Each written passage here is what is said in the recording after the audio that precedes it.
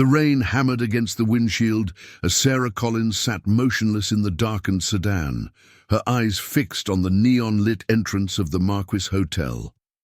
Atlanta's downtown district pulsed with life, tourists, businessmen, couples laughing under umbrellas, but Sarah saw only shadows and threats. Every face was a potential enemy, every movement a possible ambush. Beside her in the passenger seat, Max shifted slightly, his ears pricked forward.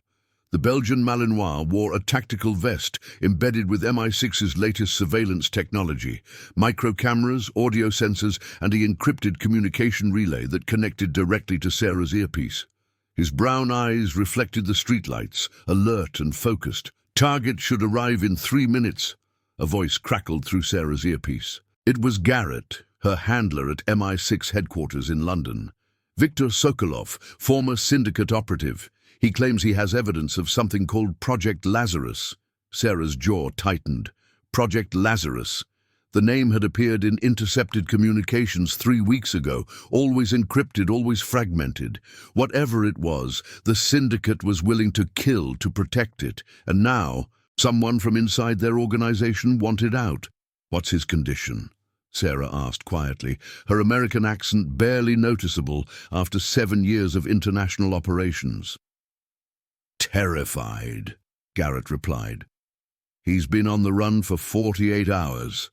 Says he'll only speak to 007, refuses to transmit anything digitally."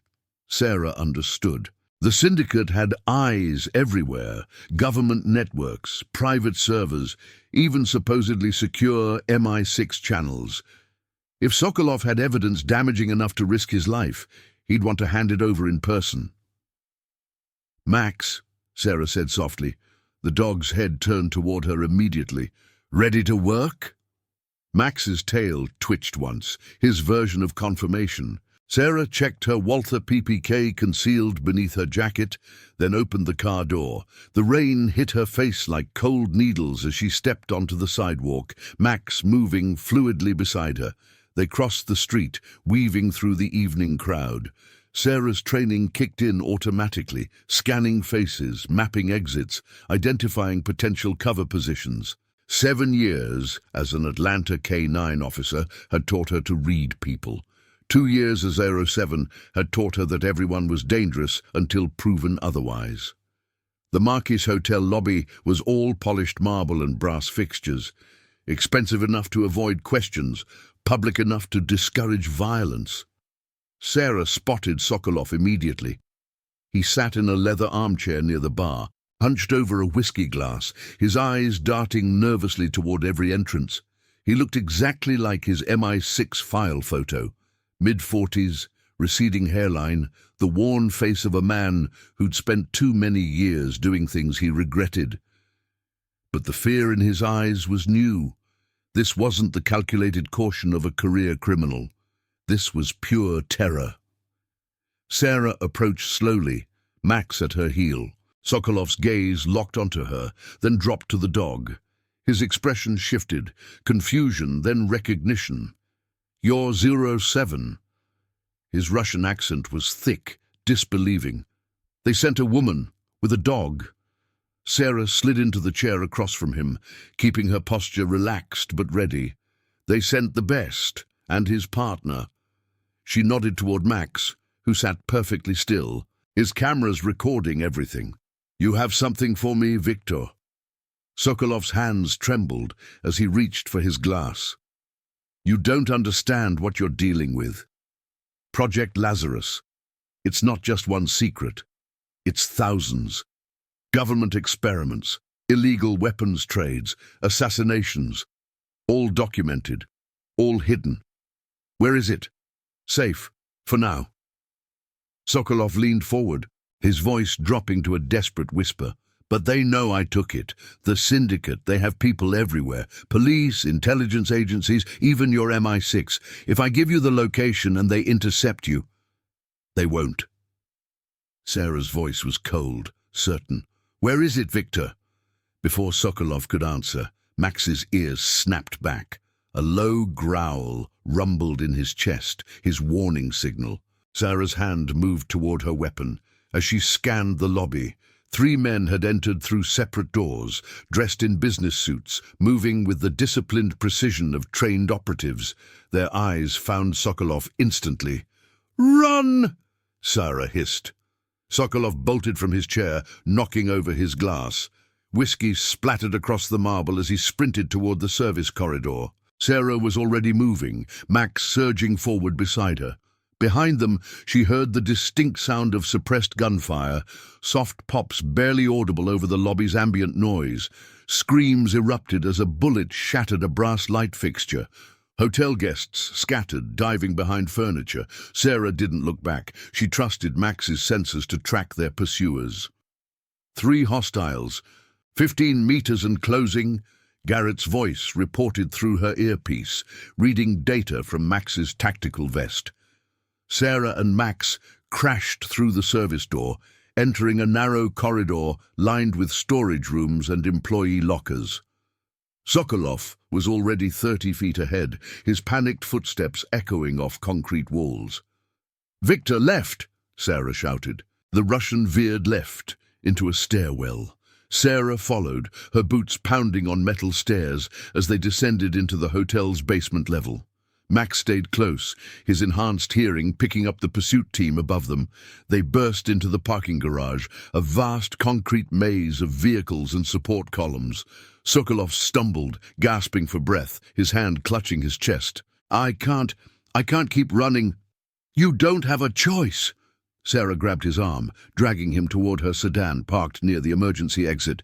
"Where is Project Lazarus?" "Server farm," Sokolov wheezed. 3 miles south, old industrial district, building 7, subsection D. But you need access codes." The stairwell door exploded open. The 3 Syndicate operatives emerged, weapons raised. Sarah shoved Sokolov behind a concrete pillar and returned fire, her Walter barking sharply in the enclosed space. Max darted left, circling around their attackers with predatory speed. "Max, engage!" The dog launched himself at the nearest operative, 70 pounds of muscle and training hitting the man's gun arm. The weapon clattered across concrete as Max drove him to the ground. Jaws locked on his wrist. Sarah dropped another operative with 2 precise shots to center mass. The third dove behind a parked SUV, blind firing around the vehicle's edge. Bullets sparked off concrete inches from Sarah's head. "Sokolov, move!" Sarah called out, laying down covering fire. The Russian stumbled toward the sedan, fumbling with the door handle. Sarah backed toward him, her weapon trained on the SUV. Max released his target and sprinted to her side, blood on his muzzle but uninjured. They were 10 feet from the car when the third operative leaned out for a clear shot. The gunshot was deafening in the enclosed garage. Sokolov's body jerked violently, then crumpled against the sedan's door. Blood spread across his white shirt in a rapidly expanding circle. No. Sarah fired 3 rounds, forcing the shooter back into cover. She dropped to Sokolov's side, pressing her hand against the wound. The bullet had punctured his lung. He was drowning in his own blood. "Victor, stay with me." Sarah's voice was urgent, commanding. "The access codes. I need the codes." Sokolov's eyes were already glazing over. His lips moved, forming words barely louder than breath. Sarah leaned closer, straining to hear. 7, 7, Delta, 9. His hand clutched weakly at her jacket. They'll kill you too. Everyone who knows. The codes, Victor. Focus. Max. Sokolov's gaze drifted to the dog standing guard beside them. He can find it. Thermal signature. Server heat. His hand fell limp. The light faded from his eyes. Sarah held still for 3 seconds, processing the loss. Then training took over. She couldn't help Sokolov now, but she could finish what he'd started. "Garrett, did you get that?" Sarah spoke into her calm as she rose to her feet. "Partial codes and a location, not enough for remote access. But Max's sensors should be able to track the server heat signature once you're in range." More footsteps echoed from the stairwell, reinforcements arriving. Sarah and Max sprinted to the sedan, diving inside as bullets punched through the rear windshield. She floored the accelerator, tires screaming as the vehicle rocketed toward the exit ramp. They emerged onto rain-slicked streets, the sedan fishtailing through a hard right turn. Sarah drove with controlled aggression, putting distance between them and the hotel, while staying below the speed that would attract police attention. Max sat in the passenger seat, his breathing steady despite the adrenaline. His cameras had recorded everything: Sokolov's death, the partial codes, the final message. MI6 analysts would extract every possible detail from the footage, but Sarah's mind was already 3 steps ahead. Project Lazarus was real. The Syndicate had killed to protect it, and somewhere in Atlanta's industrial district, buried in a server farm, lay evidence of secrets that could reshape the world. "Garrett," Sarah said quietly as she merged onto the highway. "Send me everything you have on that industrial complex. Building layouts, security protocols, ownership records." "Already compiling. Sarah." Garrett's voice carried a warning tone. "Sokolov said they have people inside MI6. If this intel leaks before you secure it, then we don't tell anyone else." Sarah's green eyes reflected the passing streetlights, hard and determined. "This stays between us until we have the evidence in hand." "Understood. One more thing. Sokolov's last words about Max finding the thermal signature. Our tech division confirms it's theoretically possible. Server farms generate enormous heat. Max's sensors could triangulate the exact location of active systems, even through concrete and steel." Sarah glanced at her partner. Max met her gaze with calm intelligence, as if he understood every word. "Good boy," she said softly. "We're going to need every advantage we can get." The rain intensified as Sarah drove south through Atlanta's sprawling industrial district. Abandoned factories and warehouse complexes loomed like concrete tombstones, remnants of the city's manufacturing past. Most had been converted into art studios or tech startups, but Building 7, according to Garrett's intel, remained mysteriously vacant, owned by a shell corporation with ties to offshore accounts. Perfect cover for illegal server operations. Sarah parked 3 blocks away, killing the lights and engine. Through the rain-streaked windshield, she could see the complex's perimeter fence and the dark bulk of Building 7 beyond it. No visible guards, no security lights. But that meant nothing. The real defenses would be inside. "Max, scan." The dog's tactical vest hummed softly as its sensors activated. Thermal imaging, motion detection, electromagnetic field mapping, all feeding data back to Sarah's heads-up display contact lenses. The technology was so advanced it felt like magic, but it was just good engineering. MI6's Q branch had equipped them well. "Multiple heat signatures detected," Garrett reported. 3 on the perimeter, possibly roving patrols. And something massive in the building subsection D, exactly where Sokolov said. Server heat output, consistent with a major data center. Sarah checked her weapon and spare magazines. "We go in quiet, no engagement unless absolutely necessary." She and Max exited the sedan and moved through the rain like shadows. The industrial district was eerily silent. No traffic, no pedestrians, just the constant drum of rain on metal roofs.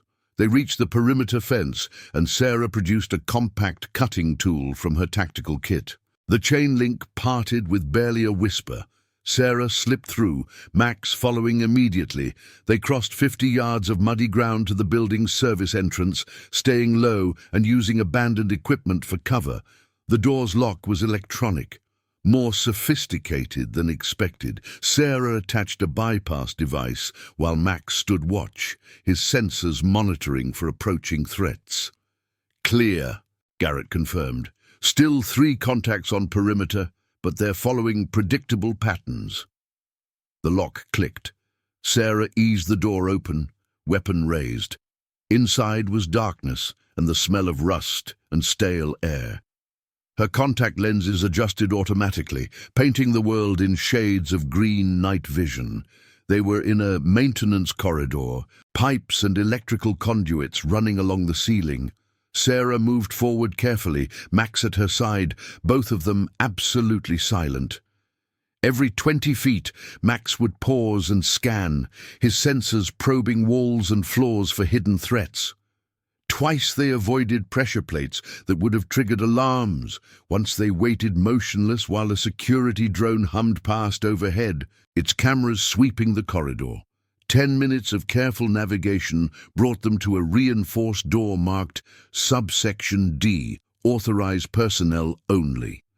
This lock was biometric, retinal scanner and keypad. But Sokolov's partial codes gave them a starting point. Sarah entered the sequence he'd gasped out, 77D9. Garrett, we need the rest. Working on it. Max, can you get close to the scanner?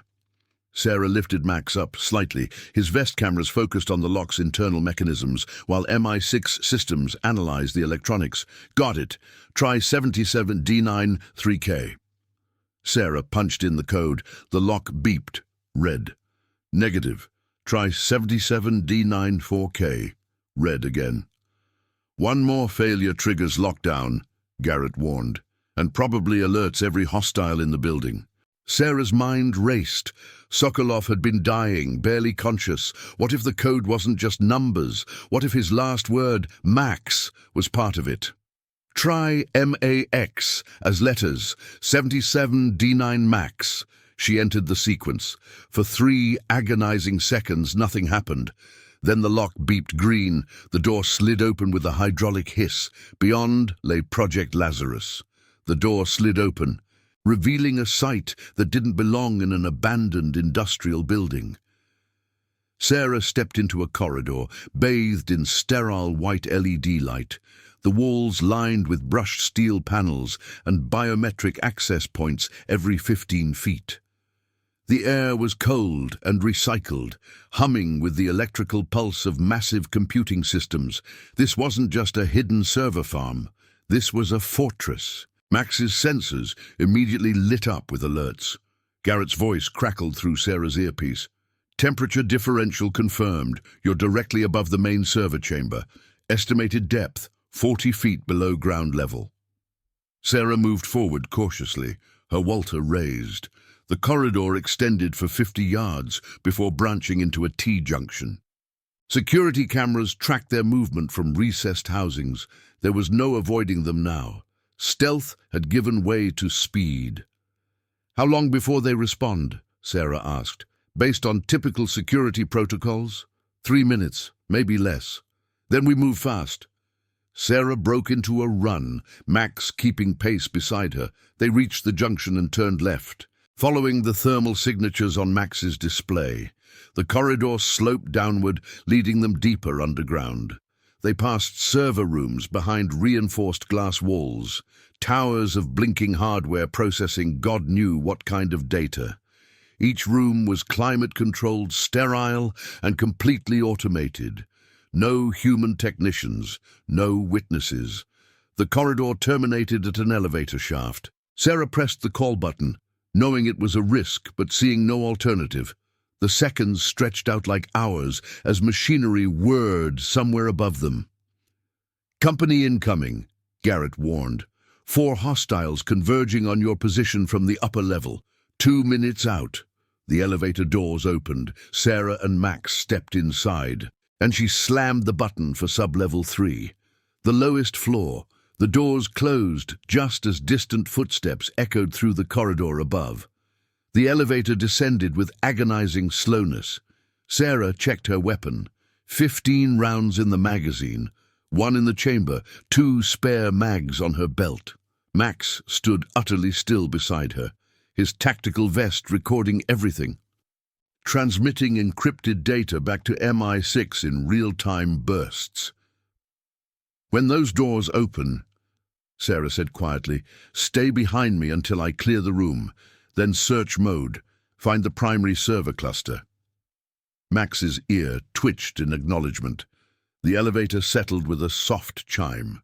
The doors slid open onto a scene from a science fiction nightmare.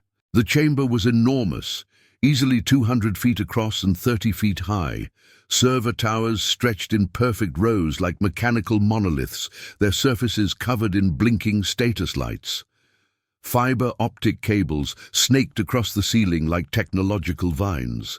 The temperature was Arctic, maintained by industrial cooling systems that roared like jet engines. And in the center of it all stood a cylindrical glass structure, 12 feet tall and 6 feet in diameter, glowing with blue internal light. Inside it, suspended in some kind of electromagnetic field, was a crystalline data core, the physical heart of Project Lazarus. My God, Garrett breathed through the comm. That's military-grade quantum storage. The data density must be astronomical. You could store the entire internet in something that size. Sarah stepped out of the elevator, scanning for threats. The chamber appeared empty, but she knew better. Places like this didn't rely on human guards alone. Max, find it. The dog moved forward, his sensors probing the environment. He wove between server towers, following heat signatures and electromagnetic patterns invisible to human senses. Sarah followed, her weapon tracking potential firing angles. They were halfway to the central core when Max stopped abruptly, his hackles rising. A low growl rumbled from his chest. Sarah saw the movement a heartbeat later. 4 automated turrets descended from recessed ceiling housings, their barrels tracking toward her with mechanical precision. Red targeting lasers painted her chest. "Automated defense system activated," a synthetic voice announced from hidden speakers. "Unauthorized personnel detected. Lethal force authorized." Sarah dove behind a server tower as the turrets opened fire. Bullets chewed through the air where she'd been standing, sparking off metal surfaces. Max was already moving, his training taking over. Never stay still, never present a target. "Garrett, I need options," Sarah shouted over the gunfire. "Those are AI-guided systems. They'll track your heat signature and movement patterns. You can't outrun them." Sarah's mind raced. The turrets were mounted on motorized pivots, tracking her position as she moved between cover. But they were focused on her, not Max. The dog's lower body temperature and smaller profile made him a secondary threat in the system's prioritization algorithm. "Max, attack pattern Omega." It was a drill they'd practiced 100 times, coordinated assault on a superior position. Max broke from cover, sprinting in a wide arc around the turret's blind spot. The guns swiveled to track him, and in that split second of divided attention, Sarah emerged from behind the server tower. She fired 3 rounds at the nearest turret's housing, aiming for the motorized pivot joint. Sparks erupted as the mechanism locked up, freezing the gun at an awkward angle. She rolled left as return fire stitched across her previous position, then took out a second turret with 2 precise shots to its optical sensor array. Max reached the central core and leaped, his jaws clamping onto a fiber optic bundle hanging from the ceiling. His weight pulled it down, and for a moment the lights flickered as power distribution stuttered. The remaining 2 turrets locked onto Max's position. Sarah didn't hesitate. She charged forward, firing as she ran, drawing their attention back to her. One turret exploded in a shower of sparks as her bullet found its power coupling. The last one swiveled toward her and then went dark. All the lights in the chamber died simultaneously, plunging them into absolute blackness. "What just happened?" Sarah demanded, her night vision taking precious seconds to adjust. "Max's actions triggered a failsafe," Garrett explained rapidly. "The system detected potential damage to critical infrastructure and initiated emergency shutdown. You have maybe 90 seconds before backup generators restore power, and security protocols." Sarah's enhanced vision painted the chamber in shades of green. She ran to the central core, where Max waited, his eyes reflecting her night vision like twin emeralds. The cylindrine structure was protected by a biometric lock, even more sophisticated than the entrance. Retinal scan, handprint analysis, and a 12-digit alphanumeric code. Sarah had none of those credentials, but she had something better. She had Max. Garrett, can we extract the data remotely? Not without the proper access codes. But Max's vest has a wireless intrusion package. If he can get within 2 feet of the core's electromagnetic field, I might be able to establish a direct connection. Sarah lifted Max up so his vest touched the glass cylinder. The crystalline core pulsed with internal light, and data began streaming across Sarah's contact lens display. Terabytes of information flowing through MI6's decryption protocols. It's working, Garrett confirmed, but it's massive. This will take at least 10 minutes to copy completely. We don't have 10 minutes. Then we take what we can get. I'm prioritizing files by classification level and recent access dates. The emergency lights flickered on, bathing the chamber in red. Somewhere above them, backup generators roared to life. The elevator dinged, reinforcements arriving. Sarah set Max down and positioned herself between him and the elevator, her weapon raised. The doors opened, and 6 Syndicate operatives poured out, armed with submachine guns and moving with military precision. "Contact!" Sarah shouted, dropping behind a server tower. Bullets hammered into her cover, tearing through metal casings and shattering circuit boards. She returned fire, forcing the operatives to scatter and seek their own cover. The chamber erupted into a firefight, muzzle flashes strobing in the red emergency lighting, the deafening roar of automatic weapons echoing off concrete walls. Sarah moved between server towers, using them as mobile cover, firing short, controlled bursts to conserve ammunition. One operative fell, then another, but they kept coming, coordinating their assault with professional efficiency. They weren't trying to kill her quickly. They were boxing her in, cutting off escape routes, herding her away from Max and the data core. 60% downloaded, Garrett reported, but thermal scans show more hostiles inbound. At least a dozen, maybe more.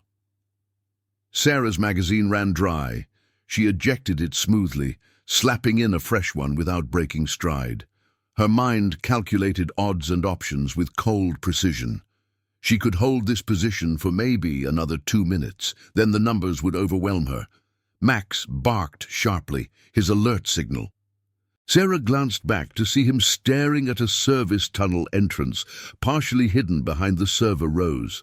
She hadn't noticed it before, but Max's sensors had mapped every exit in the chamber. "New plan," Sarah said into her comm. "How much data do we have?"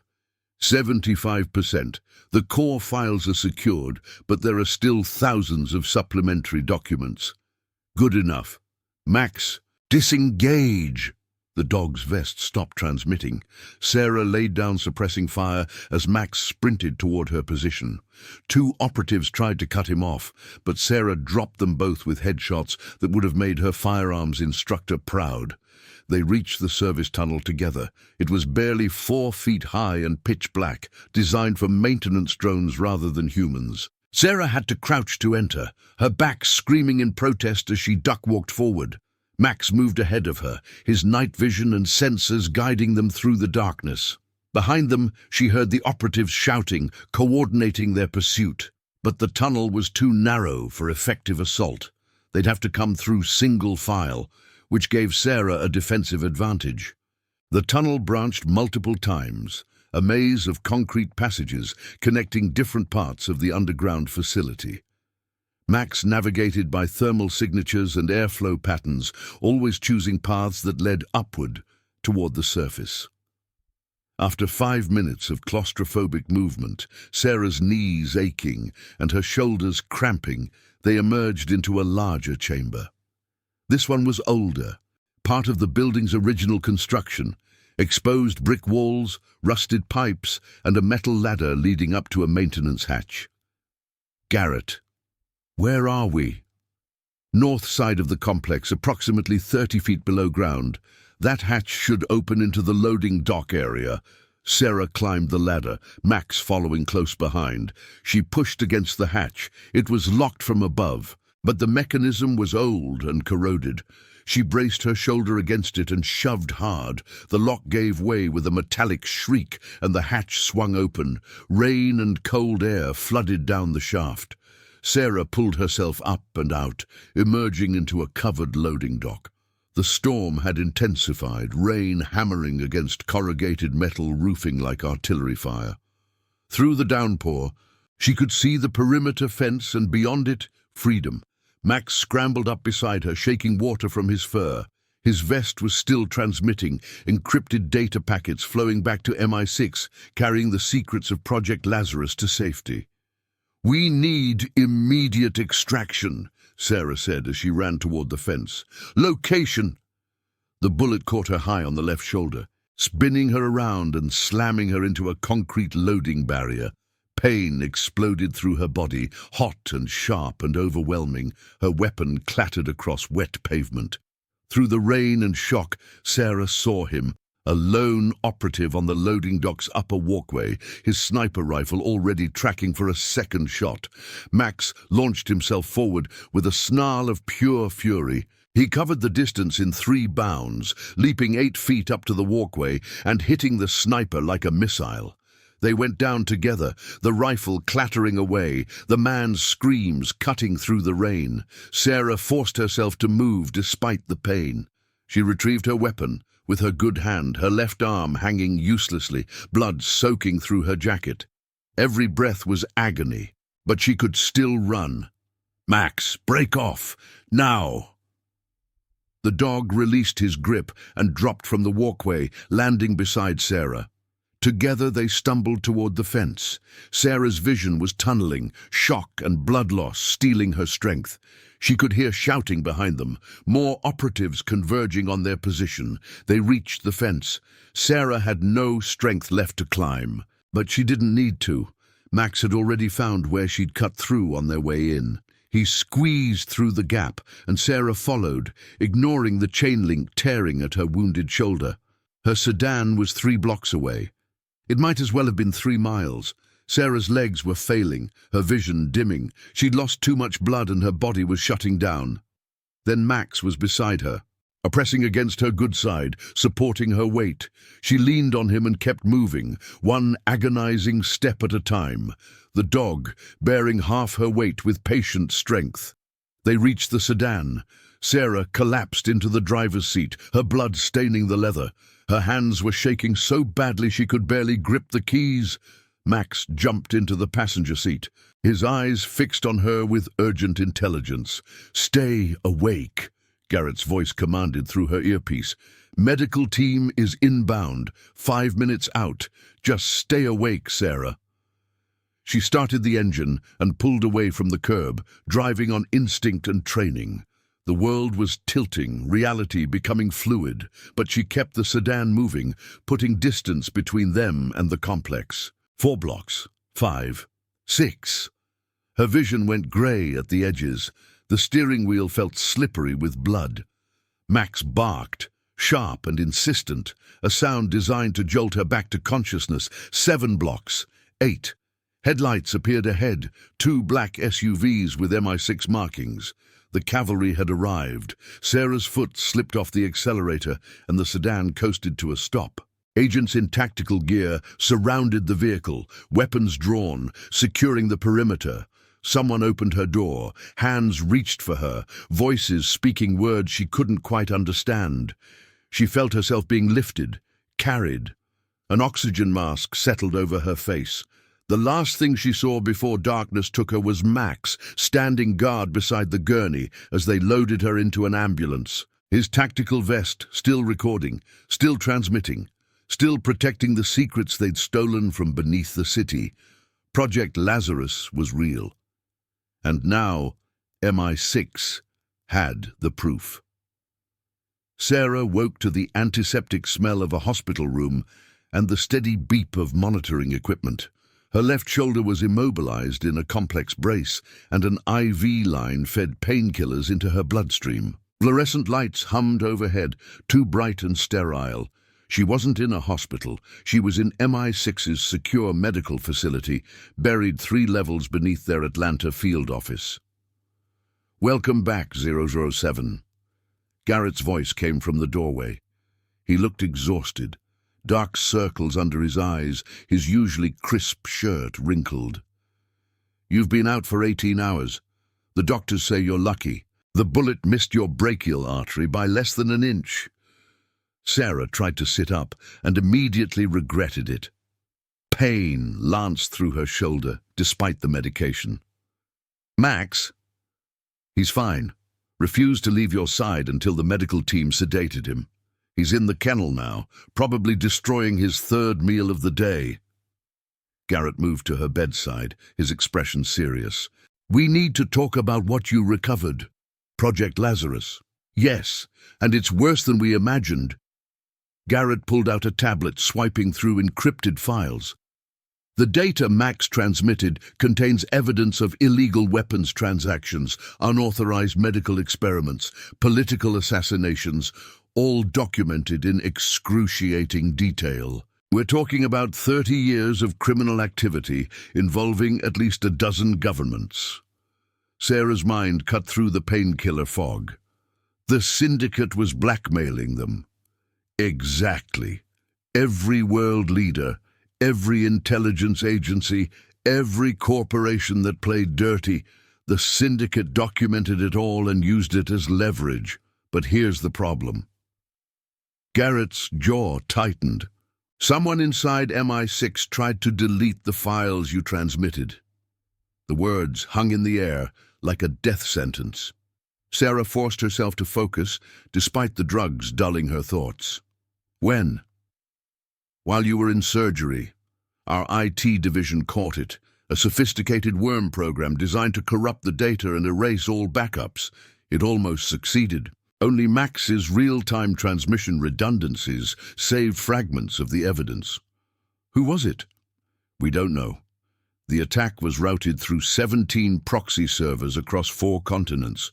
Whoever did this is a professional, and they're inside our organization." Garrett leaned closer, lowering his voice. "Director Matthews has authorized a full internal investigation. But until we identify the mole, we can't trust anyone, not even other field agents." Sarah processed this, her training overriding the pain and exhaustion. A mole inside MI6 with access to their secure servers meant Project Lazarus was compromised from within. Every step they took would be monitored. Every plan they made would be betrayed. "The remaining data," Sarah said. "Where is it?" "Encrypted and air-gapped on a standalone system. Only 3 people have access, Director Matthews, myself, and you. But we only recovered 75% of the core files. The other 25% is still in that facility, and the Syndicate knows we were there. They'll be moving it or destroying it. Then we go back."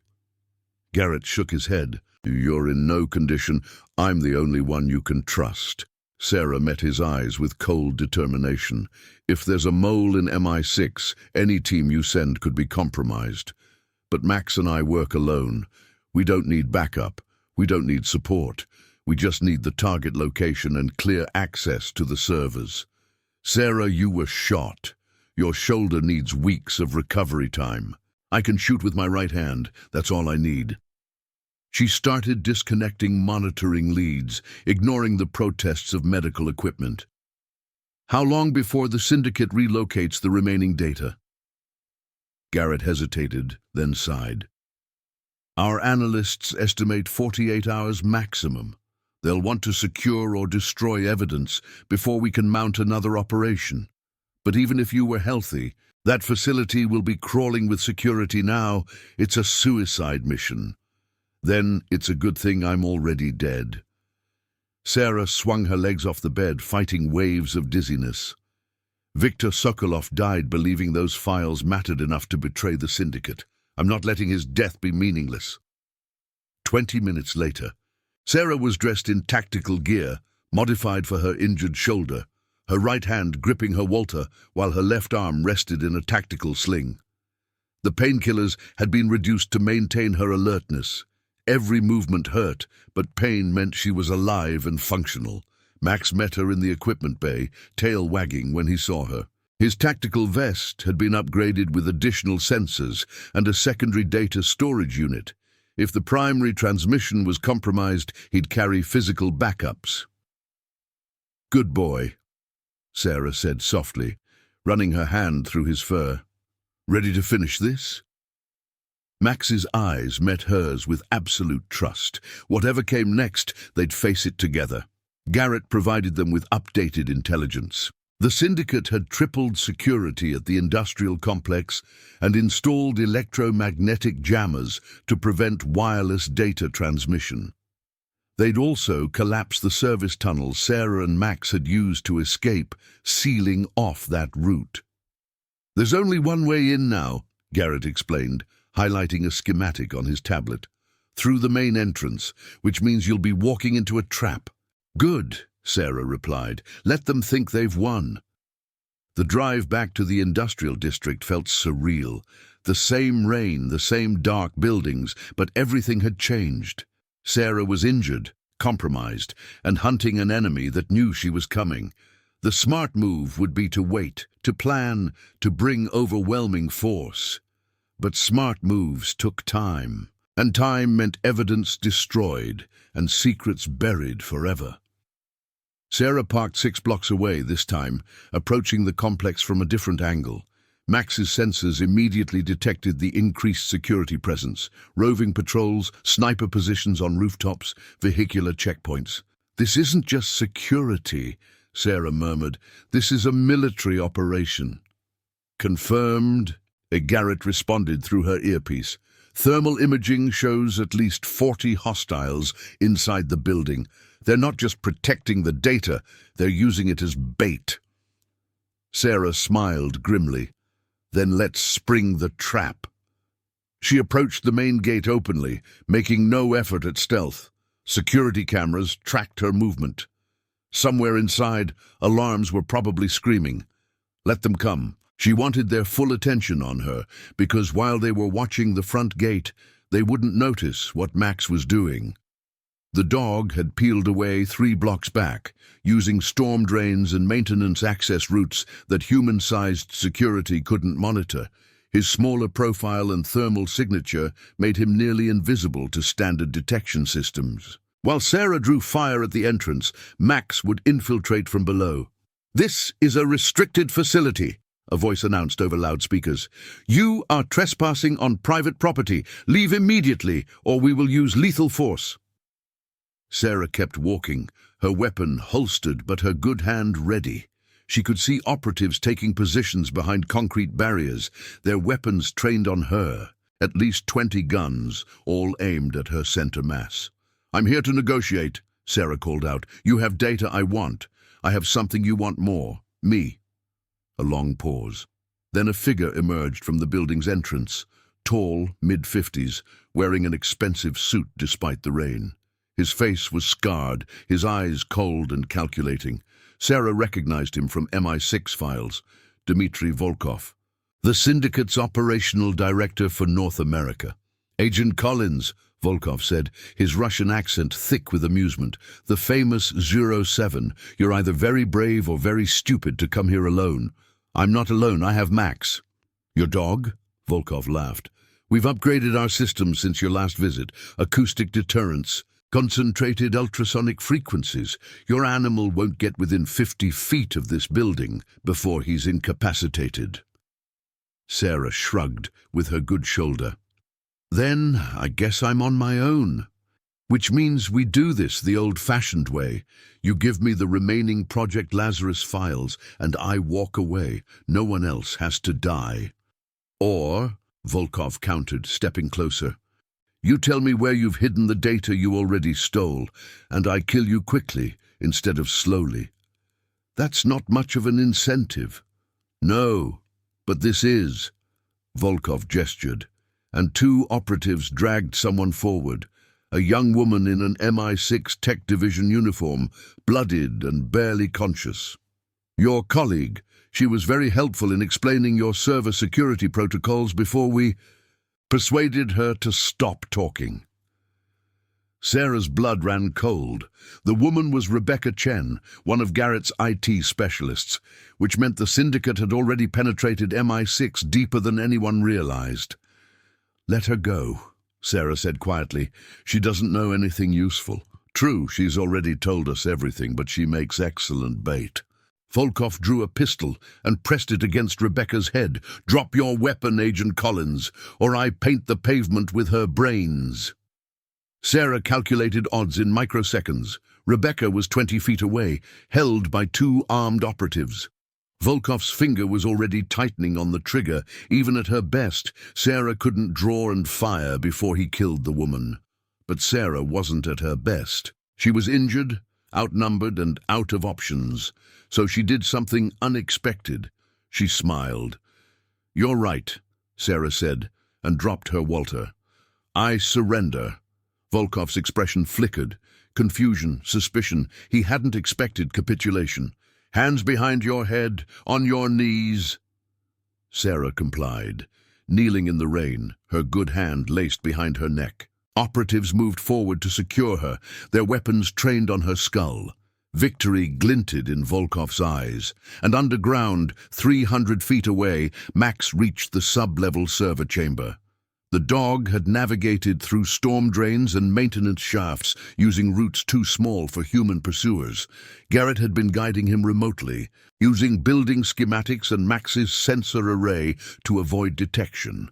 Now he stood before the crystalline data core, exactly where Sarah and he had been 18 hours earlier. "Package delivered," Garrett murmured into Sarah's earpiece, so quietly only she could hear through her subdermal implant. "Max is in position." Sarah kept her expression neutral as operatives zip-tied her wrists. Volkov approached, his pistol still aimed at Rebecca's head, clearly savoring his triumph. "You know what I don't understand?" Volkov said conversationally. "Why risk your life for information that will never see daylight? Even if you'd succeeded, even if you'd transmitted everything, did you really think MI6 would expose it? That they'd destroy their own credibility along with everyone else's?" "I think," Sarah replied calmly, "that the truth matters more than reputation." "How naive." Volkov turned to his operatives. "Take her inside. I want everything she knows about MI6 investigation, every file, every backup location, every person involved. Use whatever methods are necessary." They dragged Sarah to her feet and started pulling her toward the building. Rebecca Chen watched with hollow eyes, already broken. Sarah met her gaze and gave the slightest nod, a promise that this wasn't over. Inside the building, Max's vest was doing something extraordinary. The MI6 Tech Division had equipped him with the experimental data extraction device, a quantum resonance scanner that could read electromagnetic patterns directly from solid-state storage without physical connection. It was slower than hardline transmission, but it bypassed every security protocol the Syndicate had installed. Sarah just needed to buy him time. They took her to an interrogation room, concrete walls, steel table, the universal architecture of violence. Volkov stood opposite her while 2 operatives positioned themselves by the door. His pistol rested on the table between them, a silent promise. "Let's start simple," Volkov said. "Where is the data you stole?" "Encrypted server farm, Northern Virginia. Good luck finding it." "We will. But it would save time if you told us the location." "Time is something I have plenty of." Sarah leaned back in her chair, affecting casual confidence despite the pain screaming through her shoulder. "Your organization, on the other hand, is about to have a very public problem." Volkov's eyes narrowed. "Explain." "Every intelligence agency in the world knows about Project Lazarus now. MI6, CIA, Mossad, FSB, they're all looking for it. You think you can keep it secret? You think you can kill everyone who knows? That's not how information works anymore. It wants to be free. Philosophical discussions won't save you, Agent Collins. Volkov picked up his pistol, checking the chamber with casual menace. "You have 60 seconds to provide useful intelligence. Then I start removing your fingers." Sarah smiled. "You have about 30 seconds before you regret everything." "What are you—" The lights died. Every electrical system in the building shut down simultaneously, not just power, but backup generators, emergency lighting, even battery-powered devices. Total electromagnetic blackout. Max's vest had deployed an EMP burst, wiping out every unshielded electronic device in a quarter-mile radius. It was a one-time weapon, burning out the vest's power systems in the process. But it accomplished two critical objectives. It eliminated the Syndicate's electronic security, and it provided the distraction Sarah needed. She moved in absolute darkness, muscle memory guiding her. Her good hand found the table edge, vaulted over it, and drove into where Volkov's throat should be. She connected, heard him gag and stumble backward. His pistol clattered across concrete. The operatives by the door were shouting, confused, trying to navigate without light. Sarah stayed low, rolled right, and swept the legs out from under the nearest one. He went down hard, and Sarah claimed his weapon, a submachine gun. Fully loaded. Muzzle flashes strobed in the darkness as the second operative fired blindly. Sarah had already moved, circling behind him, and delivered a brutal strike to his kidney with the gun barrel. He collapsed, gasping. Emergency lights flickered on, battery-powered units that had been shielded from the EMP. The red glow revealed Volkov clutching his throat, blood seeping between his fingers from where Sarah had crushed his trachea. He'd live, but he wouldn't be giving orders anytime soon. Sarah zip-tied both operatives with their own restraints, then grabbed Volkov's pistol and headed for the door. Chaos reigned in the corridor, operatives running in confusion, alarms blaring uselessly, commanders shouting contradictory orders. She moved through the chaos like a ghost, using the confusion as cover. Her shoulders screamed in protest with every movement, but adrenaline overrode the pain. She had one objective: reach Max and extract him before the Syndicate restored order. The stairwell was her best route. Elevators were dead, but gravity still worked. She descended 3 floors, encountering minimal resistance. The EMP had disabled communications equipment, leaving enemy operatives isolated and directionless. Sub-level 3. Sarah kicked open the access door and entered the server chamber. The backup lights painted everything in crimson shadow. And there, in the center of it all, stood Max, his vest smoking slightly from the EMP discharge, but his tail wagging when he saw her. "Good boy," Sarah breathed, running to him. "Best damn partner in the world." Max's secondary storage unit was full, 96 gigabytes of unencrypted data copied directly from the crystalline core. Between this and the previous extraction, they now had complete records of Project Lazarus. Sarah scooped up Max, ignoring the agony in her shoulder, and ran for the service tunnel entrance. Behind them, she heard shouting as Syndicate operatives regained coordination and began searching for her. The tunnel was dark and claustrophobic, but Sarah navigated by memory and Max's guidance. They emerged in the maintenance shaft, climbed the ladder, and burst out into the loading dock. Rain hammered down, washing away the blood and cordite smell. They ran for the perimeter fence, squeezed through the gap, and kept running. Sarah's vision was tunneling again, blood loss and exhaustion catching up with her. But she could see the sedan ahead, freedom within reach. They reached the vehicle. Sarah collapsed into the driver's seat, Max jumping in beside her. She started the engine with trembling hands and pulled away, tires hydroplaning on flooded streets. "Garrett," she gasped into her comm. "Package secured, extraction point Beta. Copy that. Medical standing by. Sarah, you did it. You got everything." Sarah allowed herself a smile despite the pain. They had Project Lazarus, every file, every secret, every piece of evidence. 30 years of the Syndicate's leverage, now in MI6's hands.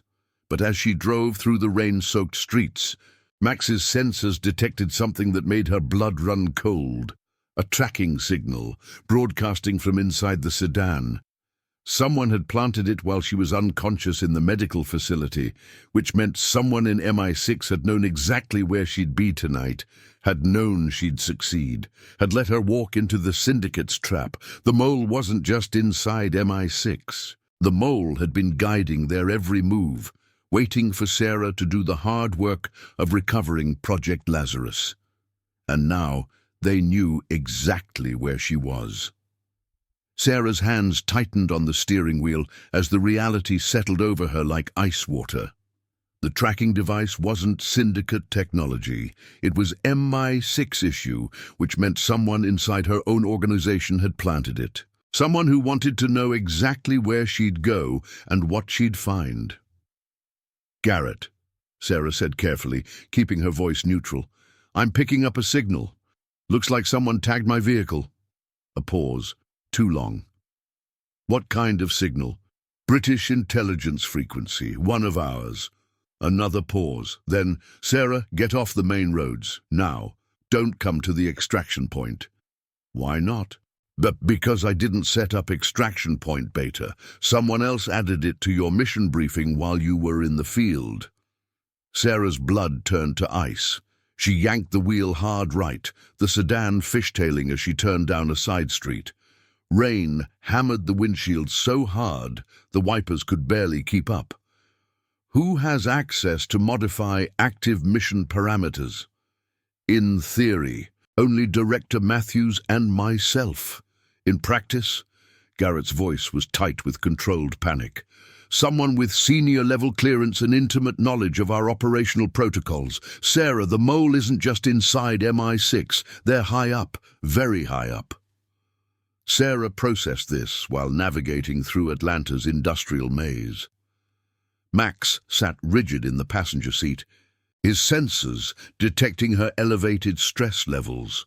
She reached over and stroked his head, finding comfort in his solid presence. "The tracking device," Sarah said. "Can you jam it?" "Already working on it. But whoever planted it will know the moment it goes dark. They'll assume you found it and adjust their plans accordingly. Then we use it." Sarah's mind raced through tactical options. "Leave the signal active. Let them think I'm following their instructions, but feed them false GPS coordinates. Make it look like I'm heading to extraction point Beta. While you actually go where? Somewhere they won't expect, somewhere off the grid." Sarah took another turn, heading south toward Atlanta's outskirts. "I need a safe house, something not in MI6 records, something personal." Garrett understood immediately. "Your old precinct, the K9 training facility." "Exactly. It's been decommissioned for 2 years, but the building's still standing. No power, no water, no electronic surveillance, just concrete and memories." "And if they figure out where you really are?" "Then I'll be ready." Sarah checked her weapons, the submachine gun she'd taken from the Syndicate operative, her Walther, and 3 spare magazines. Not much against a coordinated assault, but she'd worked with less. "How long can you maintain the GPS spoof?" 3 hours, maybe 4. After that, they'll realize the data doesn't match traffic patterns and cell tower triangulation. "Make it happen. And Garrett." Sarah's voice softened. "I don't know who to trust anymore, but I know it's not you. You've had a dozen chances to compromise me and haven't taken them." "Same to you, 007. Stay alive. We'll figure this out." The connection cut. Sarah drove in silence for 20 minutes, taking a deliberately indirect route and doubling back twice to check for physical tails. Max's sensors showed no pursuit vehicles, but that meant nothing. The real threat would come later, when whoever planted that tracker realized she'd gone off script. The K9 training facility appeared through the rain like a ghost from her previous life. It was a low, concrete building surrounded by chain-link fencing, the kind of structure designed for function rather than aesthetics. Sarah had spent 3 years here, training Max and a dozen other dogs before MI6 recruited her. She parked behind the building, using the structure to block line of sight from the road. The main entrance was padlocked, but Sarah still had her old access code for the side door. The electronic lock was dead, of course, no power, but the mechanical override still functioned. The door creaked open, and Sarah stepped into darkness that smelled of dust and abandonment. Her tactical flashlight cut through the gloom, illuminating empty training rooms and obstacle courses gathering cobwebs. Max padded beside her, his nose working, remembering this place, recognizing scents from a simpler time. Sarah secured the perimeter, checking sightlines and potential entry points. The building had 3 entrances, main, side, and an emergency exit on the north wall. She barricaded the main entrance with weight benches from the old gym, then set up early warning systems at the other 2, empty paint cans balanced on door handles that would clatter loudly if disturbed. It was primitive but effective, and more importantly, it was off the grid.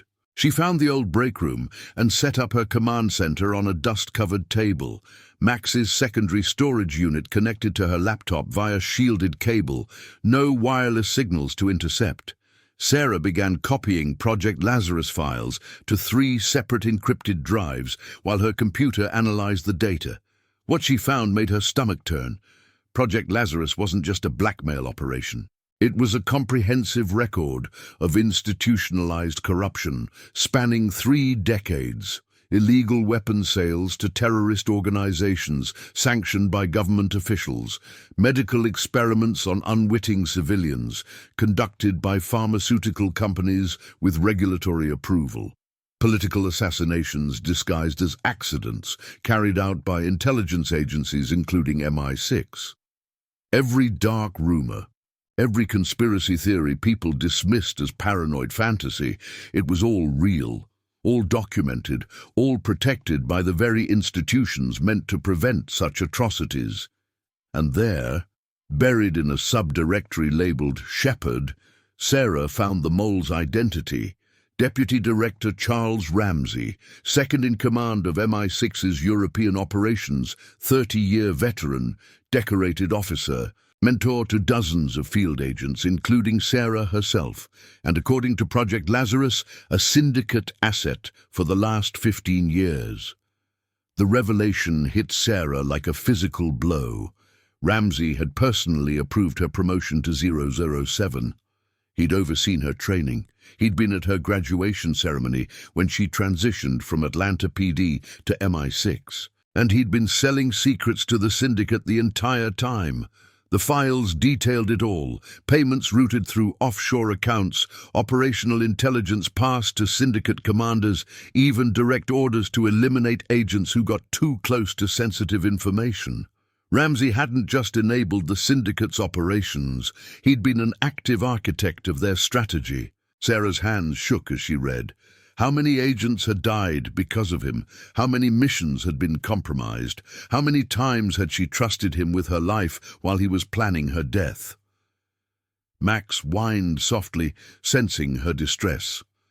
Sarah reached down and pulled him close, burying her face in his fur. For a moment, she let herself feel the betrayal, the anger, the grief, the violation of trust. Then she locked it away, compartmentalizing the emotion she could process later. Right now, she needed to survive. The question was, what did Ramsey want? If he'd wanted Sarah dead, he'd had countless opportunities. But instead, he'd guided her toward Project Lazarus, helped her recover the evidence, and planted a tracker to monitor her location. Why? The answer came to her with terrible clarity. Ramsey didn't want Project Lazarus destroyed. He wanted it controlled, and to control it, he needed to eliminate everyone who'd seen the contents, including Sarah, Garrett, and anyone else in the chain of custody, which meant Garrett was in danger. Right now. Sarah grabbed her encrypted phone and dialed. It rang 4 times, then went to voicemail. She tried again. Same result. No. Sarah's fingers flew across her laptop, accessing MI6's internal personnel tracking system.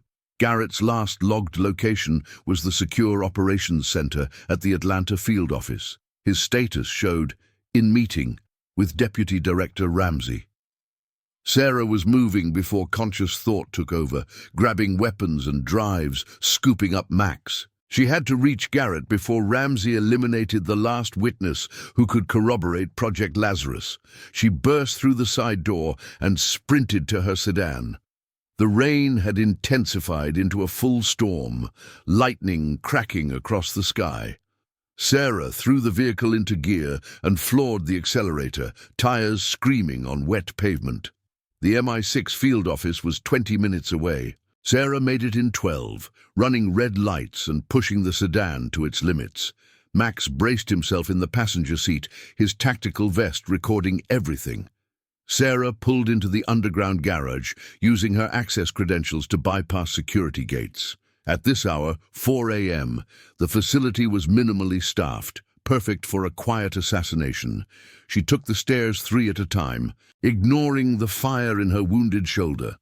The operations center was on the 4th floor. Sarah's badge opened the security door, and she moved through empty corridors with her weapon drawn. The operations center was a large room filled with computer terminals and wall-mounted displays showing global intelligence feeds. At this hour, only 2 analysts were on duty, both focused on their screens. Neither noticed Sarah enter. Garrett's office was in the back corner, separated from the main floor by glass walls. Through them, Sarah could see 2 figures, Garrett at his desk and Ramsey standing opposite him, his back to the door. Sarah's training screamed warnings. Ramsey's posture was wrong, too tense, too ready, and his right hand was hidden behind his back. She burst through the office door, weapon raised. "Step away from him!" Both men turned. Garrett's face showed confusion, mixed with relief. Ramsey's expression was carefully neutral, but his eyes held cold calculation. "Agent Collins," Ramsey said calmly, "lower your weapon. You're clearly exhausted and not thinking straight." "I'm thinking perfectly straight, sir." Sarah kept her Walther trained on his center mass. "Step away from Garrett. Hands where I can see them." "Sarah, what's going on?"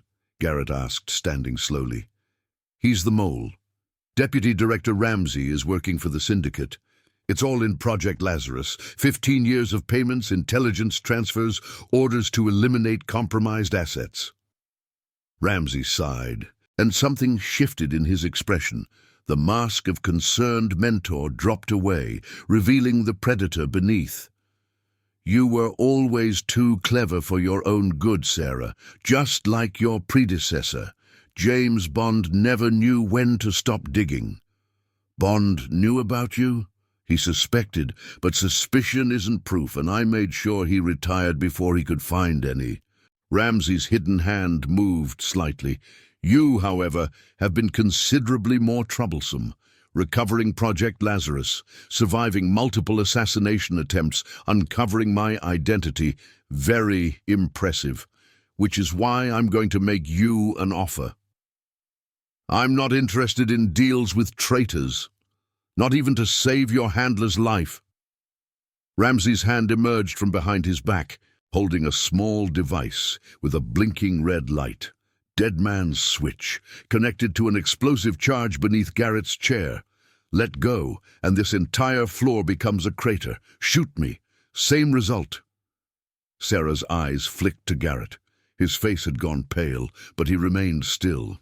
"Don't listen to him, Sarah. Take the shot." "Noble," Ramsey commented, "but futile. Here's my offer, Agent Collins. Give me every copy of Project Lazarus, yours, MI6's, any backups you've hidden. In exchange, I'll let Garrett live and I'll arrange for you to disappear. New identity, substantial financial compensation, safe passage to whatever country you choose. And if I refuse, then everyone dies. You, Garrett, the analyst outside, anyone who might have seen those files. I'll destroy this facility and blame it on a Syndicate attack. MI6 will hunt the Syndicate in retaliation, never knowing their own deputy director orchestrated everything." Ramsey smiled without warmth. "You have 60 seconds to decide." Sarah's mind raced. She could try for a headshot. Her skills were good enough to drop Ramsey before he released the trigger. But try wasn't certainty, and Garrett's life hung in the balance. Max sensed her indecision and pressed against her leg, a solid reminder that she wasn't alone. The dog's tactical vest still contained the secondary storage unit, encrypted, shielded, containing complete records of Project Lazarus. An idea formed, desperate, dangerous, but possible. 45 seconds, Ramsey said.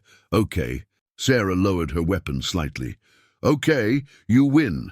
The files are on encrypted drives in my vehicle. Let me go get them. I'm not an idiot, Sarah. You'll take one of the analysts with you as insurance. And Max stays here. If you're not back in 5 minutes, I kill everyone starting with your dog. Sarah's jaw clenched. She couldn't leave Max in Ramsey's hands. But she also couldn't let Garrett die. 30 seconds. Sarah, don't do this, Garrett said quietly. Project Lazarus is bigger than us. The world needs to know. The world will forget in a week, Ramsey countered. Scandals blow over. Power structures endure. This is the reality of intelligence work. Sometimes the greater good requires darker choices. Like murdering your own agents. Like maintaining stability. Do you have any idea what would happen if Project Lazarus went public? Governments would collapse. Financial markets would crash. Millions would suffer. Sometimes secrets need to stay buried. 15 seconds. Sarah met Garrett's eyes. In that moment, a silent understanding passed between them, the kind of communication that comes from working together in life-or-death situations. Garrett gave the tiniest nod. He understood what she was about to do. 10 seconds. Sarah raised her weapon. I choose option 3. She fired, not at Ramsey, but at the glass wall behind him. The bullet punched through the reinforced pane, spider-webbing the entire panel. Garrett threw himself sideways as Sarah fired twice more, and the wall exploded inward in a cascade of glass shards. Ramsey instinctively ducked, his hand releasing the dead man's switch for just a fraction of a second to shield his face. That fraction was enough. Max launched himself forward with explosive force, jaws clamping onto Ramsey's wrist before he could reactivate the trigger. The device flew from his grip, skittering across the floor. Sarah dove for it, her injured shoulder screaming in protest, and caught it one-handed. Ramsey tried to draw his weapon with his free hand, but Max's 70 pounds of muscle dragged him down. They hit the floor hard, and Sarah was there immediately. Her Walther pressed against Ramsey's temple. Don't move, don't breathe, don't even think. Ramsey went still. Max's jaws still locked on his wrist.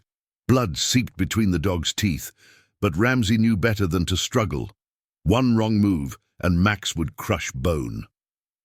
Garrett emerged from behind his overturned desk, shaken, but alive. The bomb? Sarah examined the device carefully. Looks like standard MI6 issue, timer-based, not actually connected to a dead man's switch. He was bluffing. Not entirely, Ramsey said through gritted teeth. There is an explosive, just not under the chair. Sarah's blood ran cold. Where? The parking garage, under your sedan, set to detonate via remote trigger. Ramsey smiled despite Max's grip on his arm. You parked in space 47, correct? I'm guessing your precious data files are still in the vehicle. Sarah looked at Garrett in horror. All 3 encrypted drives containing Project Lazarus were in her sedan. If that bomb detonated... Clock's ticking, Ramsey said. About 3 minutes until the trembler switch activates automatically. Even if you run right now, you won't reach it in time. Sarah made her decision in an instant. She sprinted from the office, Max releasing Ramsey and following her. Behind them, she heard Garrett shouting for security to lock down the building. The stairwell flew past in a blur. Sarah's shoulder was bleeding again, the wound reopened by combat stress, but she ignored it. 4 flights of stairs in 40 seconds, through the ground floor access door, into the garage. Her sedan sat innocently in space 47, exactly where she'd left it. Sarah approached carefully, using her phone's flashlight to inspect the undercarriage. There, a small device magnetic clamped to the fuel tank. Military-grade plastic explosive, maybe 2 pounds, enough to vaporize the vehicle and everything in it. Sarah checked the timer. 2 minutes, 8 seconds. She could try to disarm it, but MI6 explosive devices had anti-tamper mechanisms. One wrong move, and it would detonate immediately. And she didn't have tools or time for a proper disposal procedure, which left one option. Sarah opened the passenger door and grabbed the 3 encrypted drives, stuffing them into her tactical vest. Then she picked up Max, ignoring his confused whine, and ran for the exit ramp. They reached the street-level entrance with 90 seconds remaining, not enough time to reach minimum safe distance. The blast radius would still catch them, unless she could put something between them and the explosion. Sarah spotted a concrete drainage culvert 30 yards away, designed to channel storm runoff, with reinforced walls that might withstand the shockwave. She sprinted toward it, Max tucked against her chest, her legs burning with exertion. 60 seconds.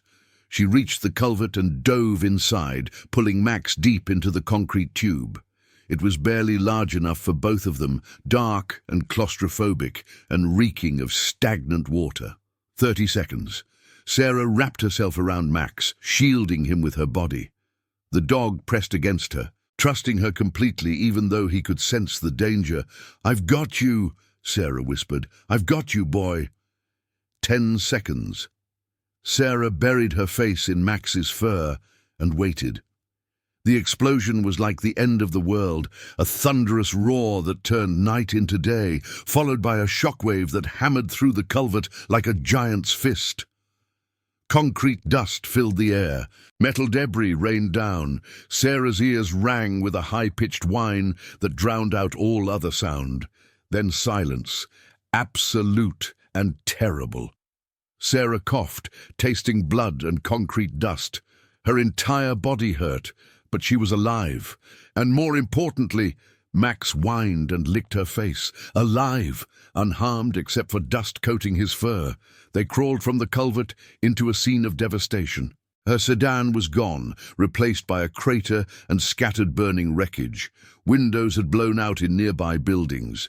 Car alarms shrieked, and somewhere in the distance, sirens wailed. But Sarah was alive, Max was alive, and the encrypted drives were safe in her vest. Garrett appeared at the garage entrance, disheveled and wild-eyed. "Sarah, my God, I thought—" "We're okay."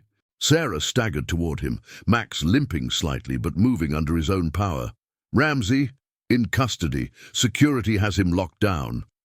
Garrett grabbed Sarah's good shoulder, steadying her. "Did the drive survive?" Sarah patted her vest. "All 3. Project Lazarus is secure. Then we have everything. Evidence of Ramsey's betrayal, documentation of the Syndicate's operations, proof of corruption at the highest levels." Garrett's voice was grim. "Now comes the hard part." "What's that?" "Deciding what to do with it." Sarah looked at the burning wreckage, then at Max, sitting patiently beside her, and finally at the 3 encrypted drives that contained enough secrets to topple governments. The sun was starting to rise, painting the eastern sky in shades of blood and gold. Dawn had come, and with it, the hardest choice of Sarah Collins' career. The Emergency Command Center had been hastily established in MI6's Atlanta field office conference room. Director Matthews sat at the head of the table, his weathered face unreadable. Garrett stood by the display screens, projecting decrypted files from Project Lazarus. And Sarah sat across from them both, Max resting at her feet, 3 encrypted drives arranged on the table like hand grenades. "Let me make sure I understand," Matthews said slowly, his British accent clipped with barely controlled fury. "My deputy director has been a Syndicate asset for 15 years. He attempted to murder 2 of my officers and destroy evidence that could expose corruption in a dozen governments, including our own. And now you're telling me we can't simply arrest him and classify the files." "We could," Sarah replied, her voice steady despite exhaustion. "But Ramsey isn't the disease, he's a symptom. Project Lazarus documents systematic abuse of power spanning 3 decades. MI6 is implicated. So is CIA, Mossad, FSB, and at least 8 other intelligence agencies. If we bury this, we're complicit in everything it reveals. Matthew's jaw tightened. And if we release it? Agent Collins, do you have any conception of the consequences? Governments will fall. Intelligence networks will collapse. Diplomatic relations will fracture. The global intelligence community will never recover. Maybe it shouldn't recover, Sarah said quietly. Not in its current form. Silence fell over the room. Garrett looked uncomfortable, caught between loyalty to MI6 and loyalty to truth. Matthews stared at Sarah with an expression somewhere between admiration and fury. "You're suggesting we commit institutional suicide," Matthews said. "I'm suggesting we choose integrity over self-preservation." Sarah leaned forward, her green eyes intense. "Sir, I became an agent because I believed in something larger than myself. I thought MI6 represented justice, protection of the innocent, standing against darkness. But Project Lazarus shows we've become the darkness. We've sanctioned assassinations, enabled weapons trafficking, covered up medical atrocities. We're not the good guys anymore. We're just better at hiding our crimes. War requires difficult choices. This isn't war. This is corruption." Sarah's voice hardened. Viktor Sokolov died trying to expose this. Rebecca Chen was tortured because of it. How many others have suffered while we protected institutional secrets? At what point does loyalty to the organization become betrayal of everything it's supposed to stand for? Matthews was quiet for a long moment. Then he turned to Garrett. "Your assessment?" Garrett took a breath. "Project Lazarus is already compromised, sir. The Syndicate knows we have it. Foreign intelligence agencies know we have it. We can classify it, but we can't make people forget it exists. The question isn't whether this information will eventually surface. It's whether we control the narrative when it does." "Control how?" "By releasing it ourselves," Sarah said. "Not to governments or intelligence partners who'll bury it again. To the press, to the public. Full transparency, full accountability." Matthews stood abruptly, walking to the window. Dawn light streamed through, painting Atlanta's skyline in gold. "You understand what you're asking?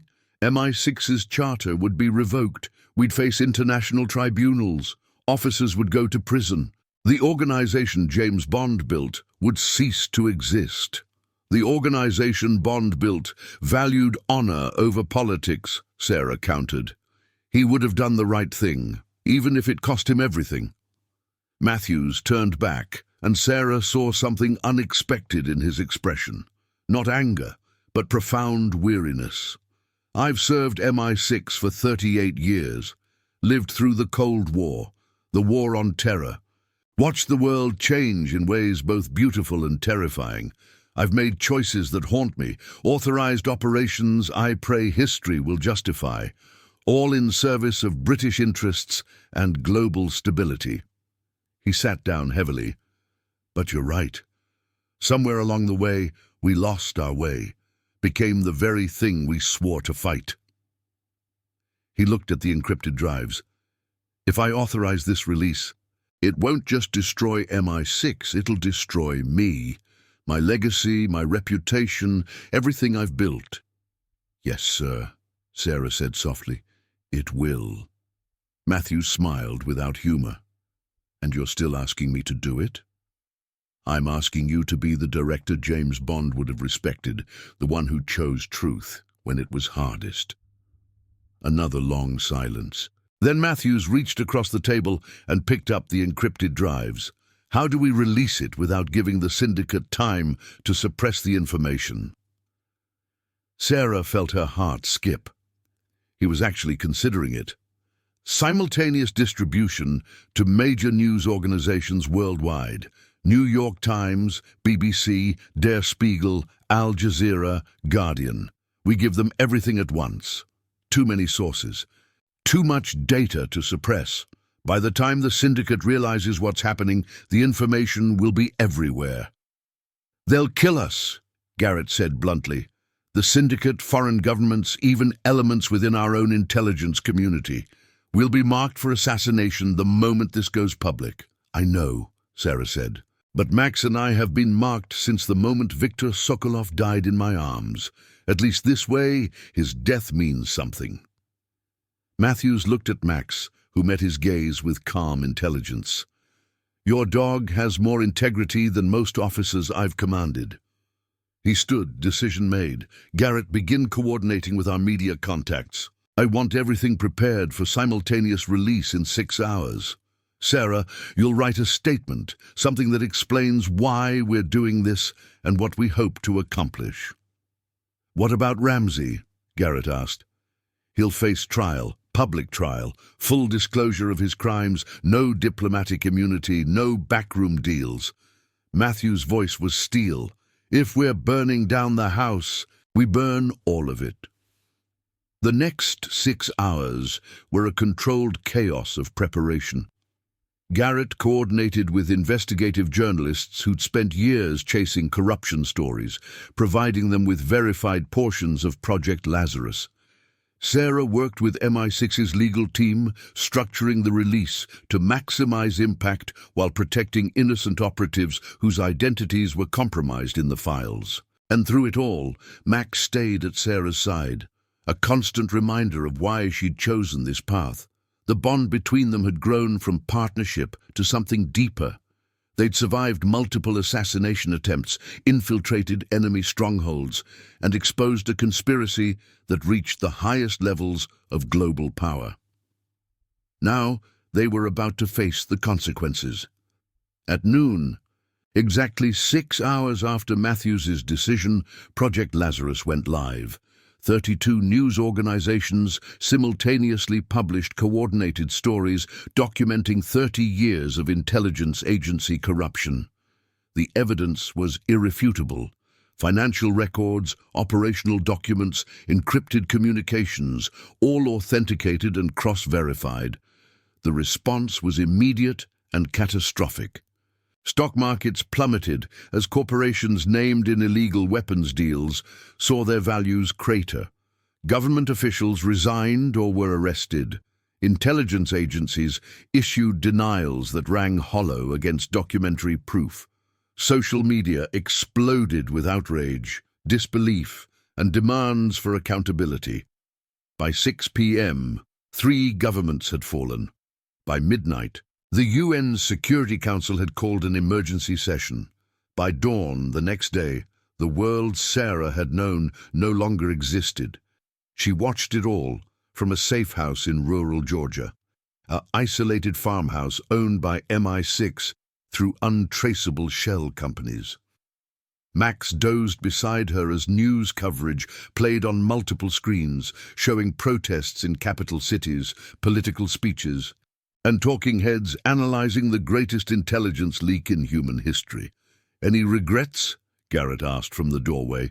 He'd arrived an hour ago with supplies and security updates. Every minute, Sarah admitted. But not about the decision, about the cost. Good people will suffer because of this. Agents working legitimate operations will be compromised. Intelligence capabilities will be degraded for years. And yet thousands of victims will see justice. Illegal programs will be shut down. Future abuses will be harder to hide. Garrett sat beside her. It's a terrible calculus, weighing short-term harm against long-term good, but someone had to make the choice. Director Matthews paid the highest price. Sarah's voice was heavy. Matthews had resigned immediately after the release, accepting full responsibility for MI6's actions. He was currently in protective custody, preparing testimony for international tribunals. He knew what he was doing, called it the only honorable exit after a dishonorable career. Garrett paused. You know they'll come for us. The Syndicate won't forgive this. I know. How long do we have? Days. Maybe weeks. We've disrupted their operations, but they're not finished, and there are elements within our own government who want us silenced. You became the most dangerous person on Earth the moment those files went public. Sarah looked at Max, who'd woken and was watching her with alert brown eyes. Then I guess we keep running. Stay ahead of them long enough to testify at the tribunals. Make sure the truth sticks. And after that, I don't know, maybe retire for real. Find a quiet place where no one knows my name. She smiled sadly. Take Max to a beach somewhere. Let him chase seagulls instead of terrorists. He'd like that. Garrett stood. I have to go. MI6's remaining leadership wants me to coordinate witness protection for Project Lazarus sources. But Sarah, he hesitated.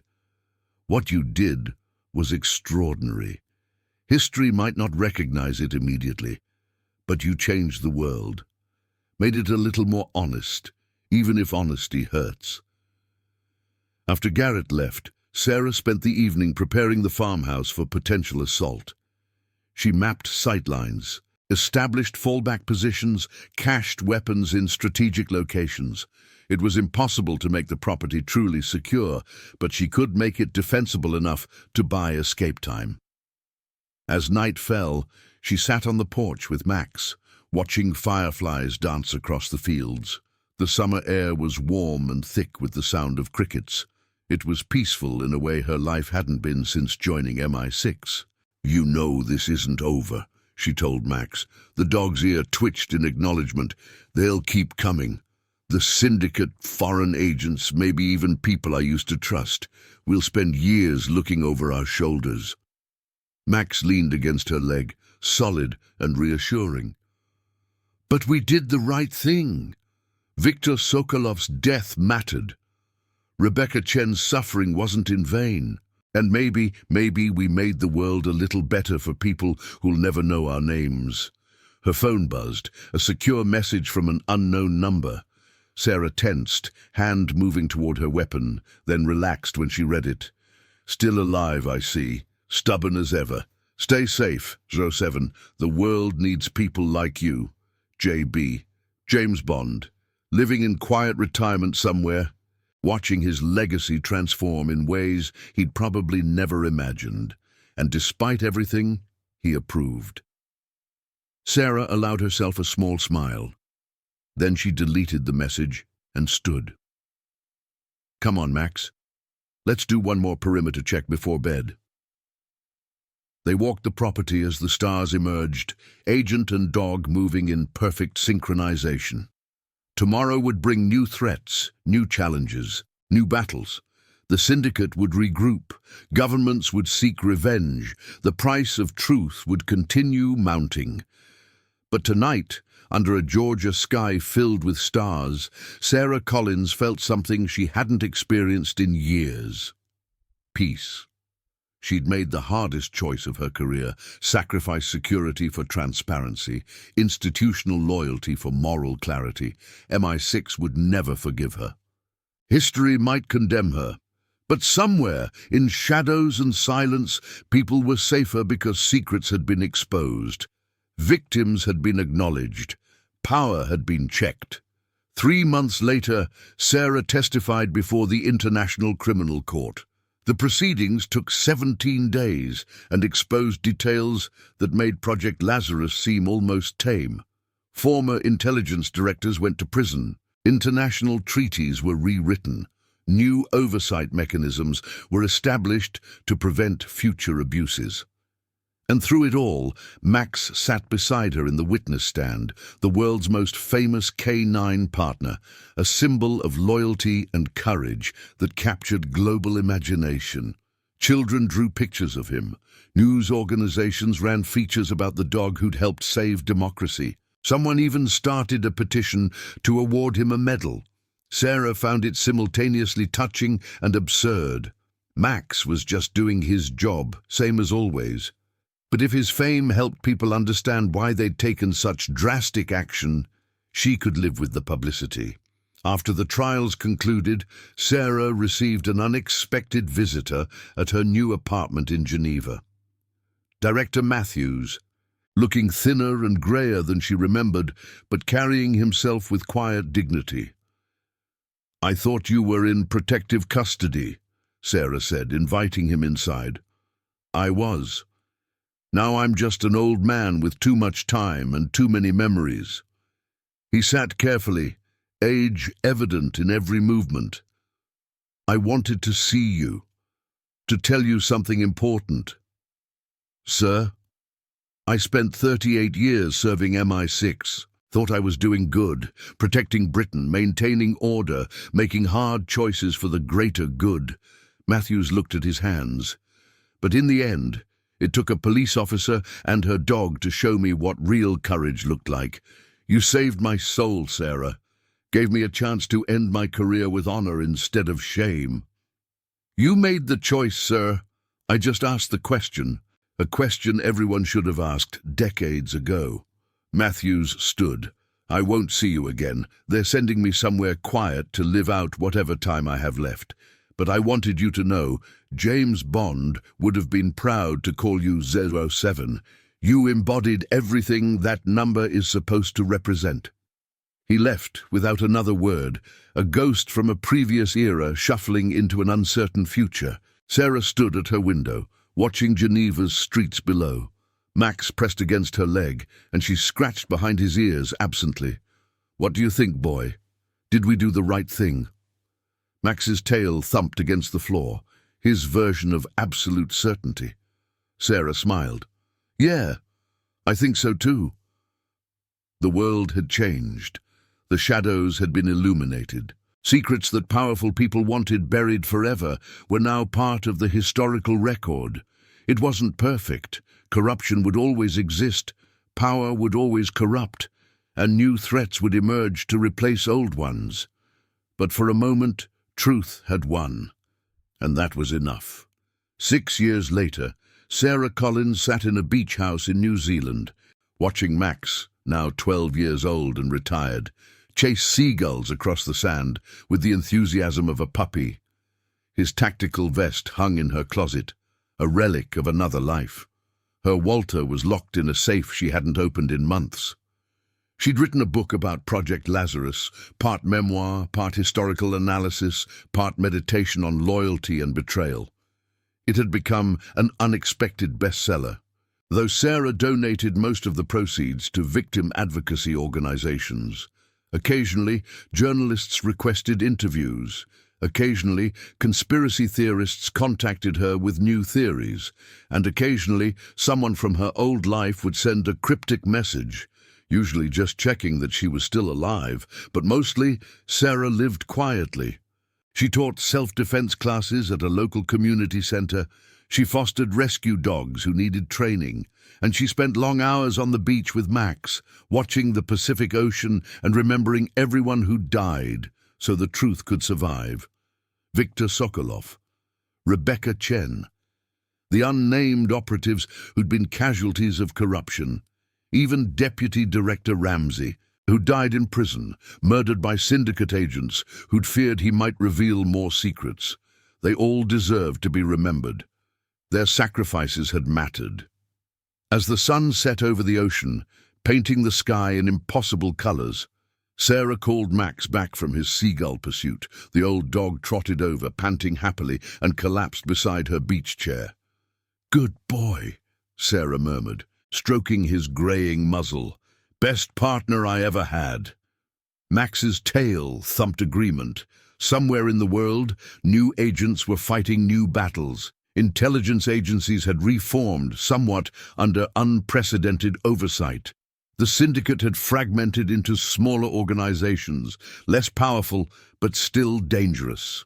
And the legacy of Project Lazarus continued shaping international relations in ways both obvious and subtle. But here, on this beach, in this moment, Sarah Collins and Max were just a woman and her dog, watching the sunset and enjoying peace they'd earned through sacrifice and courage. The world would always need heroes, but tonight, someone else could carry that burden. Tonight, they were finally free.